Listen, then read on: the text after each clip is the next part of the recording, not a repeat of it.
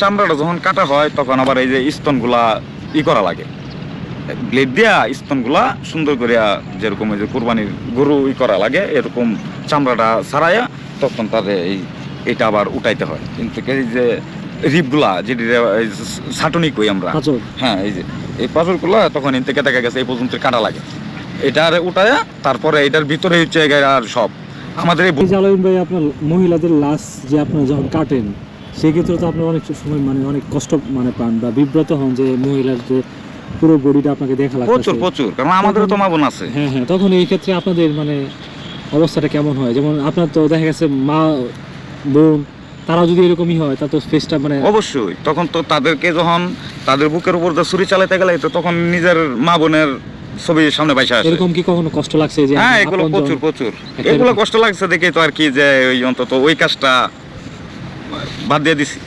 আচ্ছা, একটু বলেন যে কি জন্য আপনার এই মর্গে থেকে মানে আপনার না, মর্গে থেকে এটা আমার প্রায় এই করোনার সময় মানুষের ডরে ভয়ে এই কাজ করছে না, তখন আমি আল্লাহর উপরে ভরসা করে আমি মর্গ প্রায় 7-8 মাস চালাইছি একাই।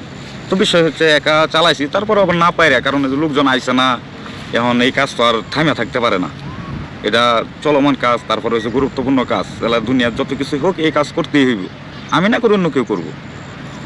ঠিক আছে, ওই ক্ষেত্রে দেখা গেছে যখন একটা মহিলা মানুষ এই আমরা আলামত যেটা বলি ওগুলো হচ্ছে কাপড় চোপড়, এখন কাপড় চোপড় না খুললে দেখা গেছে যে এটা কাটা ছিঁড়ার কাজও করা যাবে না, বাধ্যতামূলক আমাদের আগে কাপড় চোপড় খুলতে হয়।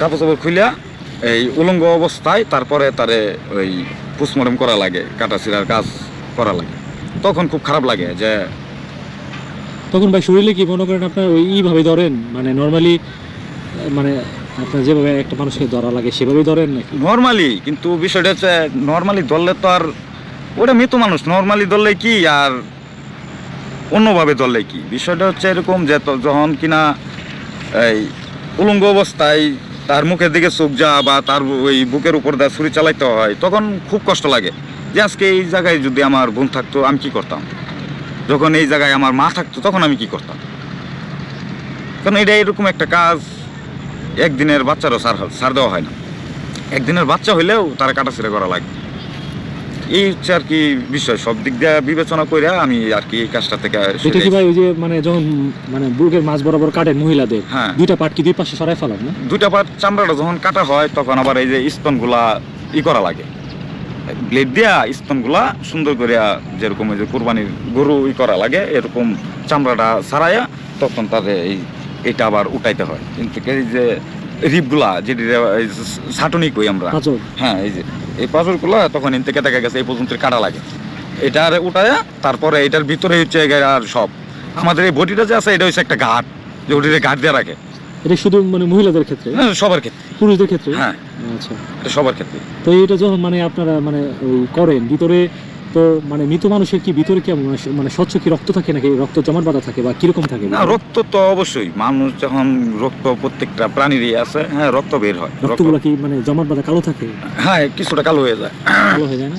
হ্যাঁ, একটু জমাটও থাকে, কারণ সে মারা যাওয়ার পরে তো তার সব কিছুই অচল, চলাফেরা ইনটোটালি বদ্ধ হয়ে যায়, তখন এটা জমাট হয়ে যায়, রক্ত জমাট বাঁধা শুরু হয়। হ্যাঁ, তখন এই যে আপনার মহিলাদের লাশগুলো আপনার মানে যখন কাটাকাটি করেন সেই ক্ষেত্রে দেখা যায় যে নিজেরও চোখ হেফাজত রাখা যায় না, না রাখা যায়, কারণ হচ্ছে যে আপনার মানুষ তো আমরা, দেখেন চোখ তো মানে চোখে ভালো করে না দেখলে আপনি কাজ কিভাবে? না কাজ করা যায় তো আপনার মানে এটা মানসিকভাবে দেখা যায় একটা এটা মানে একটা চাপ পড়ে, প্রচুর চাপ লাগে, প্রচুর খারাপ লাগে।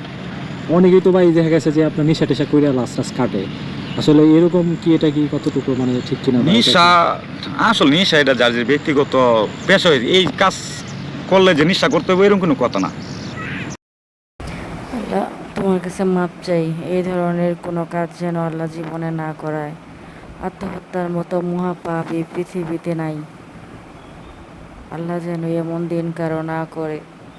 আল্লাহ তোমার কাছে মাপ চাই, পানা চাই। তুবা আস্তাগফিরুল্লাহ আরও পেমেন্ট করলে জাম্বি ওয়া তুবি আলাইহি লাউলা আল্লাহ কুওয়াতা ইল্লা বিল্লাহিল আলিয়্যিল আযীম। হে আল্লাহ, তুমি মাফ করো, সকলকে তুমি মাফ করো, এই কাজ থেকে সকলকে বিরত রাখো। অ্যাক্সিডেন্ট করা মেয়েদের যদি এরকম করে, আমার সরকারের কাছে আবেদন যেন সরকার এই কাজ করে যে মেয়েদের জন্য মহিলা ডোম রাখে, ছেলেদের জন্য ছেলেরা কাটবে।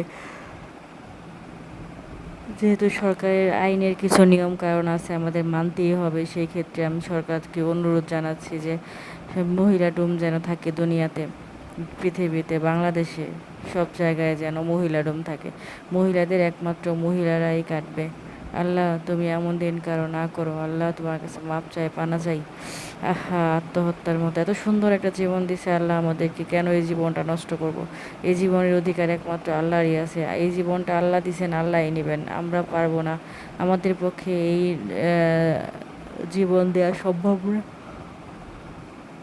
আল্লাহ, তোমার কাছে মাপ চাই, পানা চাই প্রথম থেকেই। আল্লাহ, তুমি রহমত নাজিল করো দুনিয়ার উপর। কোনো মেয়ে যেন আত্মহত্যা না করে এভাবে অপর পুরুষ এইভাবে স্তন ধরবে, স্তনের আশপাশ কাটবে ব্লেড দিয়ে। হা, শুনলে গা শিউরে উঠে, ঘুম আসে না, শুনলে মাথা নষ্ট হয়ে যায়। আল্লাহ, তুমি এমন দিন কারো না করো। আল্লাহ, এমন দিন কারো না করো, না করো, না করো।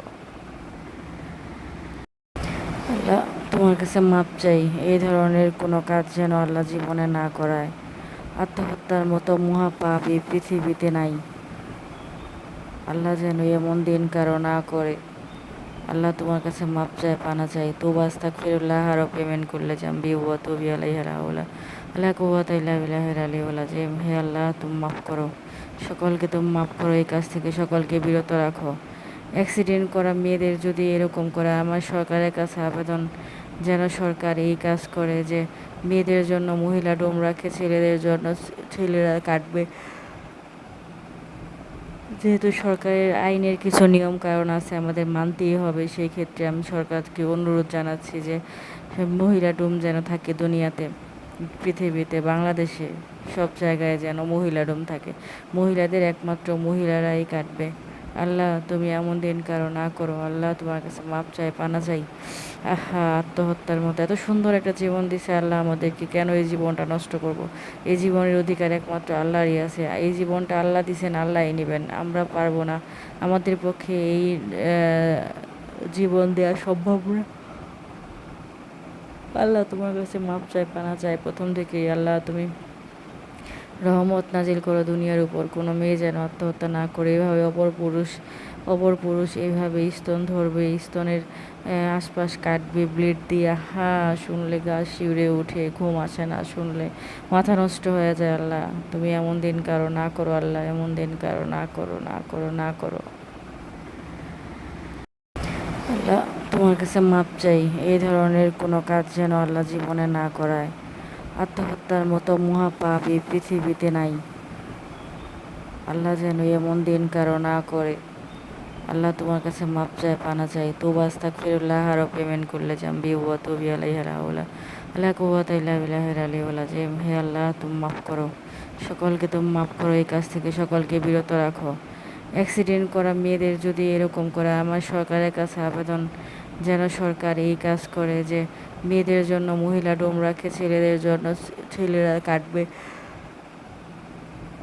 যেহেতু সরকারের আইনের কিছু নিয়ম কানুন আছে, আমাদের মানতেই হবে। সেই ক্ষেত্রে আমি সরকারকে অনুরোধ জানাচ্ছি যে মহিলা ডোম যেন থাকে দুনিয়াতে, পৃথিবীতে, বাংলাদেশে, সব জায়গায় যেন মহিলা ডোম থাকে। মহিলাদের একমাত্র মহিলারাই কাটবে। আল্লাহ, তুমি এমন দিন কারো না করো। আল্লাহ, তোমার কাছে মাপ চাই, পানা চাই। আহা, আত্মহত্যার মতো এত সুন্দর একটা জীবন দিছে আল্লাহ আমাদেরকে, কেন এই জীবনটা নষ্ট করব? এই জীবনের অধিকার একমাত্র আল্লাহরই আছে। এই জীবনটা আল্লাহ দিছেন, আল্লাহই নেবেন, আমরা পারবো না। আমাদের পক্ষে এই জীবন দেওয়া সম্ভব না। আল্লাহ, তোমার কাছে মাপ চাই, পানা চাই প্রথম থেকেই। আল্লাহ, তুমি রহমত নাজিল করো দুনিয়ার উপর। কোনো মেয়ে যেন আত্মহত্যা না করে এভাবে অপর পুরুষ এইভাবে স্তন ধরবে, স্তনের আশপাশ কাটবে ব্লেড দিয়ে। হা, শুনলে গা শিউরে উঠে, ঘুম আসে না, শুনলে মাথা নষ্ট হয়ে যায়। আল্লাহ, তুমি এমন দিন কারো না করো। আল্লাহ, এমন দিন কারো না করো, না করো, না করো।